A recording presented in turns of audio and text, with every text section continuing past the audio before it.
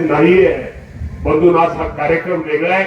आता या दोघांनी सगळ्यांनी सांगितले आज शिबिरात काय होणार आहे ते काय त्या गोष्टी किती होणार आहेत. लाकेवाडी ढोले सरांनी आता लाकेवाडी गटातली 490 फॉर्म आता ढोले सरांनी तिथं लाकेवाडी, निर्वांगी, वरकुटे, दगडवाडी, घोरपडवाडी, खोरोची, रेडणी, रेडा, जाधववाडी, पंधारवाडी, सेंट्रल हवेली, सराफवाडी, पिटकेश्वर, मला निर्वांगीचा आणि लाकेवाडी मी लाखेवाडीचं ठीक आहे पण निर्वांगीची सुद्धा लाभार्थी तर जास्त दिसत आहेत. सगळ्याच गावचे तिथं दिसत आहेत. जवळजवळ 500 लाभार्थी तिथं आहेत. त्यामुळे मला तुम्हाला एवढं सांगायचं की आज आपल्या संजय गांधी निराधार योजना असेल, आपलं रेशन कार्ड असेल, आपला तगाई बोजा कमी करण्याचा असेल, आपल्या राजपत्राने नावामध्ये बदल असेल, आपला अपका सेना कमीचा विषय असेल, इकोमो सेना कमीचा विषय असेल, कुळ कायदा कलम 43 असेल, जिवंत सातबारा मोहीम असेल, आयुष्यमान भारत कार्ड असेल, दिव्यांग लाभार्थ्यांचं त्यांना वाटप असेल, असं खूप चांगला विषय आज घेतलेला आहे. मला वाटतं मला तहसीलदार साहेब, प्रांत साहेब, बीडीओ साहेब जेणेकरून नित्तर हितच झाला पाहिजे, हितच कामं झाली पाहिजे. कुठेतरी लोकांना हितच कुठेतरी या समाधान अर्थाचा छत्रपती शिवाजी महाराजांच्या नावाने हे महासवार आपल्याला माहिती आहे की महाराजस्व शिबिर आयोजित केले. शेवटी ज्या राजांचं नाव घेतल्यानंतर आजही आपल्याला एक वेगळ्या प्रकारची प्रेरणा मिळते. आपल्याला एक ऊर्जा तयार होते. छत्रपती राजांचं नाव घेतो ऊर्जा तयार होते. त्या राजांचं नाव आपण या योजनेला दिले. त्यामुळे या राजाला शोभल असं शेवटी छत्रपती शिवाजी महाराज हे रयतेचे राजे होते. रयतेचे राजे होते. त्यांनी सर्वसामान्य माणसं सर्वांना बरोबर घेऊन राज्य केलं होतं. त्यामुळे आपण सर्वांना घेऊन सर्व लाभार्थ्यांना जे ह्या शिबिराच्या समाधान शिबिराच्या माध्यमातून कशी मदत होईल यासाठी आपण सर्वांनी प्रयत्न निश्चित प्रकारे करा. आज ढोले सर तुम्ही खूप चांगला कार्यक्रम घेतला. यशराज तू दिसतोय, आमचे विशेष आपल्या सभापती दिसताय, उपसभापती दिसताय, मला वाटतं विशेष तुम्ही दिसताय. आता प्रत्येक झडपी गटामध्ये एक कार्यक्रम हा घेणार आहे आपण प्रत्येक जिल्हा परिषद गटामध्ये. त्यामुळं प्रत्येक जिल्हा परिषद गटामध्ये त्यामुळे प्रत्येक झडपी सदस्य आणि त्यामध्ये तुम्ही स्वतः शासन आहे. शेवटी ज्या जनतेमुळे तुम्ही मोठ्या ज्या जनतेमुळे तुम्ही सदस्य झालाय त्यांचं काहीतरी तुम्ही देणं लागताय.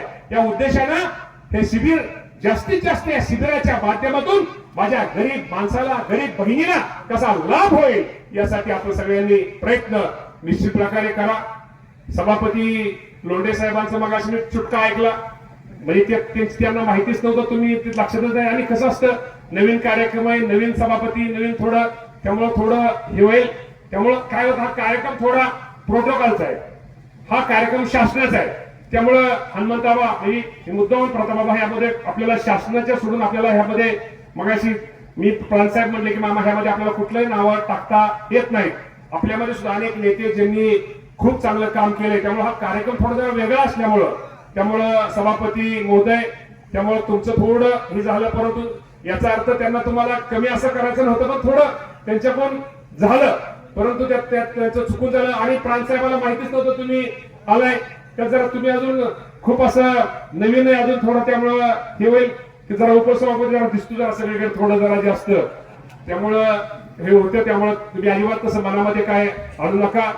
शेवटी आपण सगळेजण एकत्र काम करायचंय. त्यामुळे आता तुम्ही सुद्धा पंचायत समितीच्या इमारतीसाठी तुम्ही दोघं तिघं दिसताय, आमच्या बाळगेताही दिसतायत. व्हिडिओ जरा काहीतरी करा, जागा ठेवली, एक आपली इमारत चांगली झाली पाहिजे. अजितदादांनी पाठीमागे सांगितलं तुम्हाला काय असेल ते आणखं ते राहिलं, नगरपालिकावाल्यांचं राहिलं, ती दुसरी एक इमारत आपल्याला एक चांगला हॉल बांधायचा होता. आणि आता परत कसं होतं की आपल्याला पहिल्यांदा कसं होतं की आपल्या 100 मार्काचा पेपर होता, आपण लगेच 70 मार्कापेक्षा पुढे सुरू करत होतो. पण आता आपल्याला 5 मार्कापासून सुरुवात करावं लागेल. आता गोष्ट खरी काय गोष्टी आपल्याला मान्य कराव्या लागतील.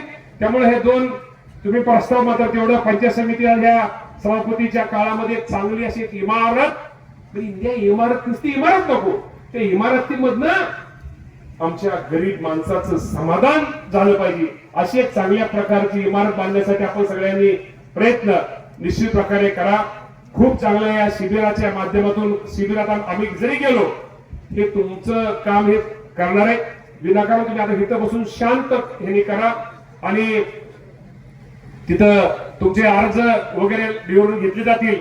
आणि नुसतं तहसीलदार बीडीओ हे नुसतं आपल्याला भाषण करायला पुरतं नसतो, याचा लाभ किती लोकांना मिळतो आणि आजच्या शिबिरामध्ये किती लोकांनी त्याचा फायदा घेतला. एक मंत्री म्हणून मला थोडी टिप्पणी पाठवा. म्हणजे नाहीतर आपल्याला नुसतं काय सभा नुसतं डोले सरांनी बोलावलं, जेवणाची सोय वगैरे केली, ही जेवणापुरतं नाही होत डोले सर. आपल्याला कुठेतरी त्या एक उद्देश, जो शासनाचा उद्देश आहे, तो उद्देश सफल झाला पाहिजे, यासाठी प्रयत्न करा.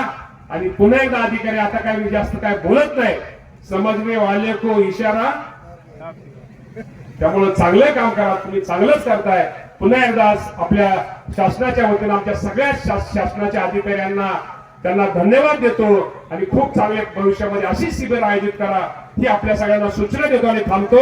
धन्यवाद. जय हिंद, जय महाराष्ट्र. धन्यवाद.